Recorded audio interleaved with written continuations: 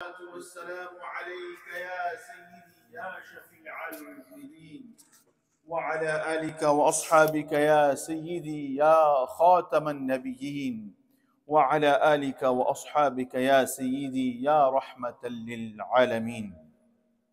Allah subhanahu wa ta'ala in Surah Al-Hajj states, وَإِذْ بَوَّأْنَا لِإِبْرَاهِيمَ مَكَانَ الْبَيْتِ. And remember when we showed Ibrahim alayhi salatu wassalam the correct place, the right place of that house. Makan al-Bayt, the exact location of that house. Al-Bayt, the Holy Kaaba. Allah tushrik bi shay'a, and commanded that do not ascribe anything as a partner to me. In other words, the Kaaba, Ka'batullah is the emblem, is the center, is the sign of the oneness of Allah subhanahu wa ta'ala. The tawheed of Allah subhanahu wa ta'ala. That just like there is this one house towards which all of mankind faces, there is only one Allah subhanahu wa ta'ala. Allah tushrik bi shay'a, and to establish tawheed.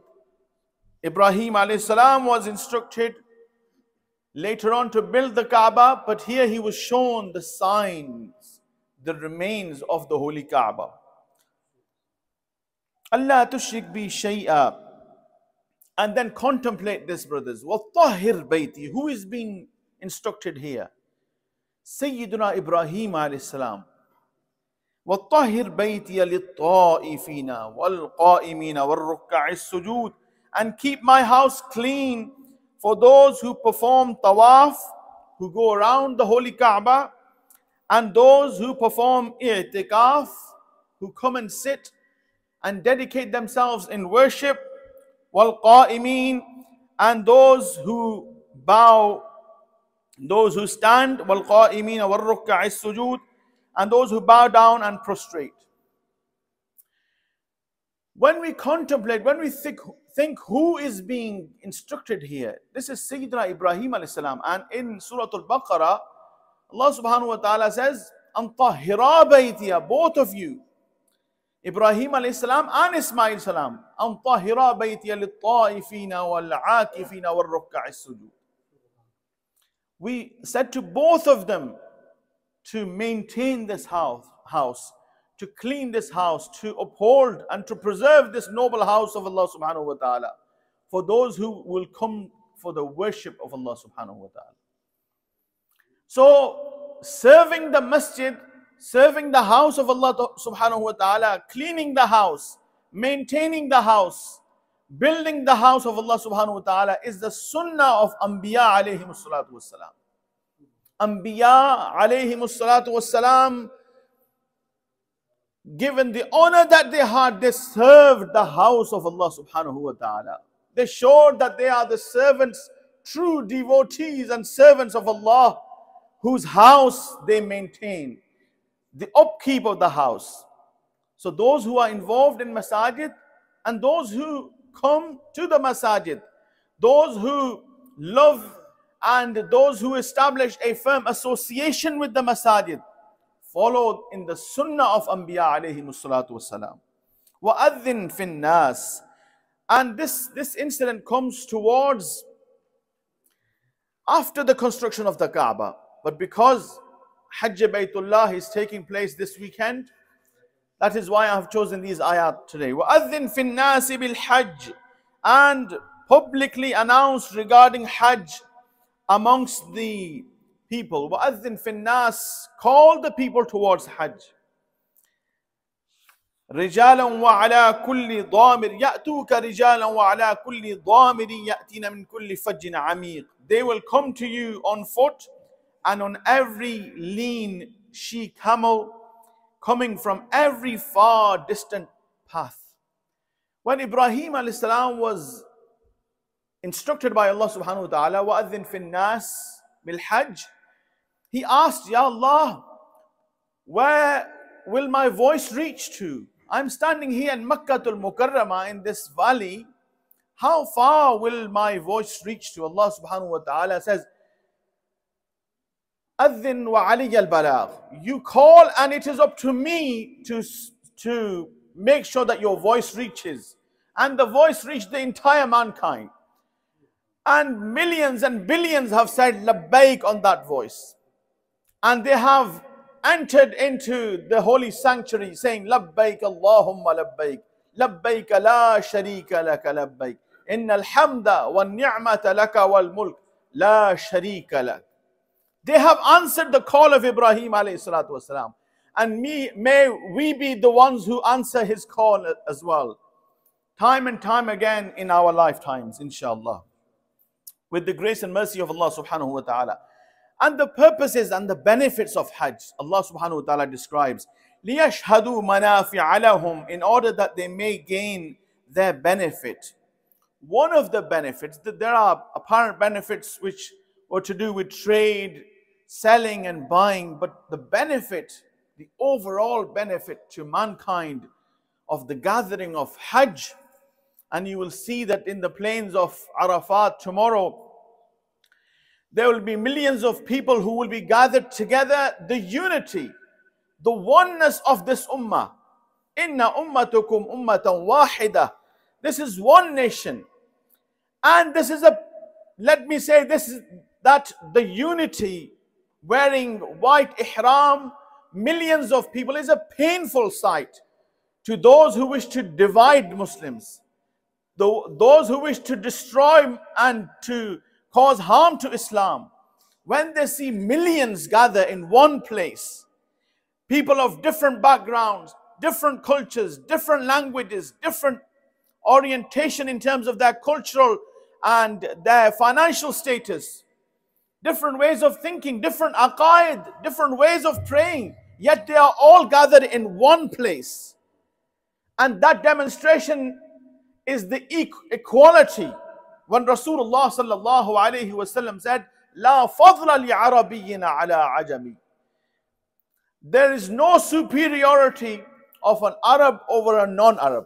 Yet when they take off their ihram, you know, when we go to the Holy Lands, whether we experience this superiority of Arabs versus non-Arabs, you only have to wear this shalwar kameez and you'll see how inferior you are made to feel. Allah subhanahu wa ta'ala guide our brothers.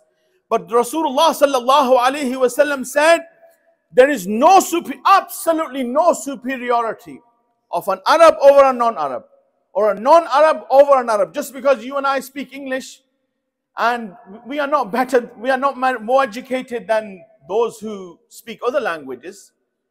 Or just because we live in the West and we are more affluent, we are not better at all in any sense.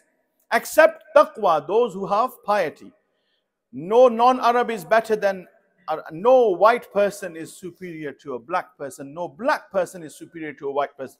Eradication of racism, eradication of tribalism, eradication of elitism, eradication of this hierarchy based on financial status, based on language, based on culture, based on who you are, where you come from. None of this matters. Inna akramakum indallahi atqakum.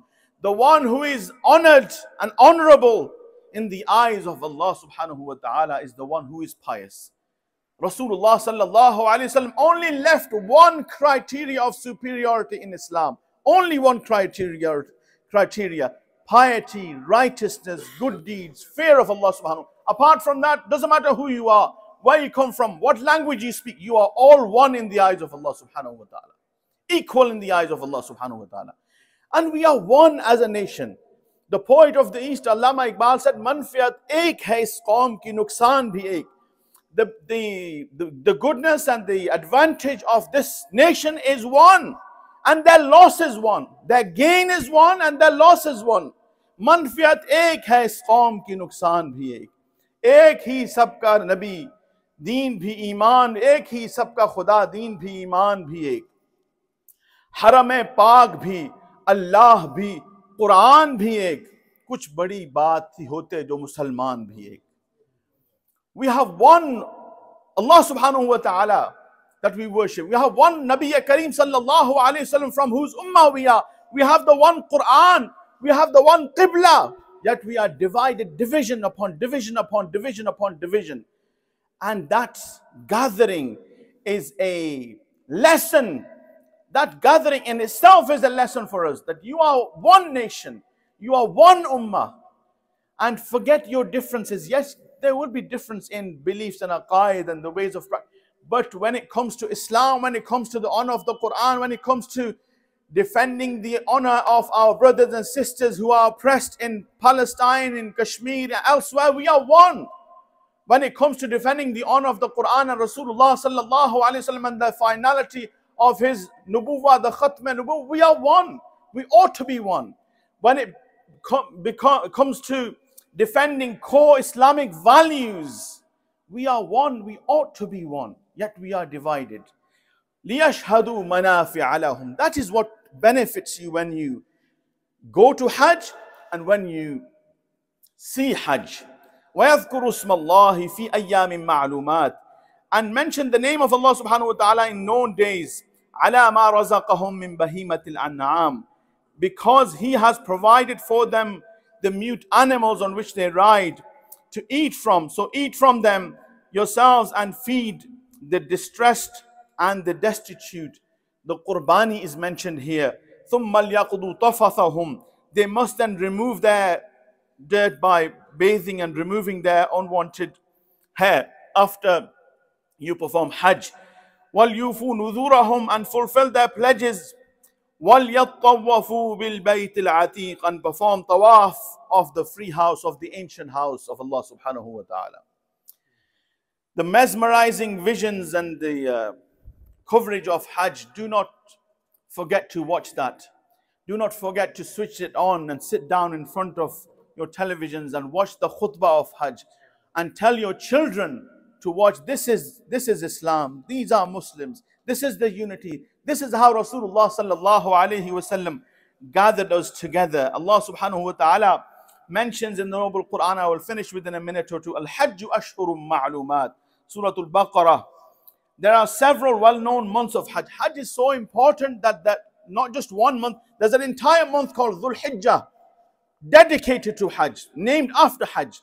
But the months leading up to Hajj are also the months of Hajj. No battle, no disputes, no wars were meant to take in the months. They were so sacred. Al-Hajju Ashhurum Ma'lumat. And the mannerisms of Hajj. فَمَنْ فَرَضَ فِيهِنَّ الْحَجَّ فَلَا رَفَثَ وَلَا فُسُوقَ وَلَا جِدَالَ فِي الْحَجِّ. And the one who intends to perform Hajj in the house, so neither should there be any mention of sexually intimate talks in the presence of women. Haya, number one criteria. No any sin, refraining yourself from sin, and no fighting or arguing with one another. These are the preconditions of Hajj. فَمَنْ فَرَضَ فِيهِنَّ الْحَجَّ. When you make that intention, you must not engage in these sinful, indecent acts. And secondly, Allah subhanahu wa ta'ala mentions in Surah Al Imran, time does not permit me to go into great detail, but Allah subhanahu wa ta'ala mentions, إِنَّ أَوَّلَ بَيْتٍ وُضِعَ لِلنَّاسِ لَلَّذِي بِبَكَّةَ مُبَارَكًا وَهُدًى لِلْعَالَمِينَ. Indeed, the first house which was established as a place of worship for the people is the one which is in Makkatul Mukarramah.